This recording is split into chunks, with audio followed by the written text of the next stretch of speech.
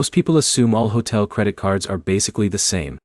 They look at the name, see, Hilton, and think the rewards will automatically be worth it. But that assumption is where a lot of people lose money or miss out on real value. Here's the truth no one tells you. The Hilton Honors Surpass card in 2026 can be a strong mid-tier hotel credit card, but only if you understand how its points, status, and free night potential actually work together.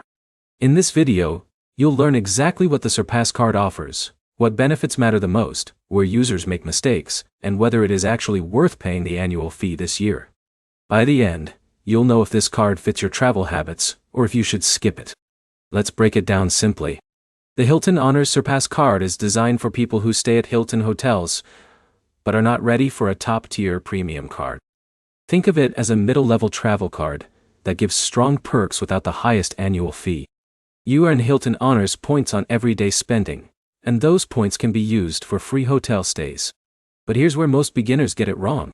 They focus only on points and ignore the elite status benefits, which are actually where a lot of the value comes from. Now here's where it gets interesting. The Surpass card gives you Hilton Gold status automatically. This is a big deal in real travel situations. For example, someone like Alex staying at a Hilton hotel in a major city could get free breakfast, room upgrades when available, and bonus points on stays. Over multiple trips, that adds up to real savings, not just small perks. But here's the problem. Many users never fully use Gold status benefits. They book their stay and completely ignore perks like breakfast or upgrades, which can easily be worth $20 to $50 per day in some locations. Now let's talk about points earning. The Surpass card gives strong earning rates on categories like dining, groceries, and Hilton stays. This is where it becomes useful for everyday spending. Someone like John, who uses the card for regular purchases, can accumulate points steadily without needing to travel constantly. That makes it more flexible than a pure travel-only card. But here's the catch. If you never redeem those points strategically, their value drops. The smartest users save points for high-value hotel stays instead of low-value redemptions that waste potential savings. Now let's look at the free night potential.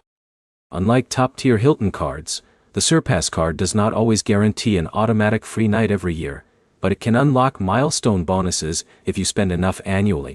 This is where planning becomes important. If you naturally spend in those categories, it can quietly turn into free hotel nights over time.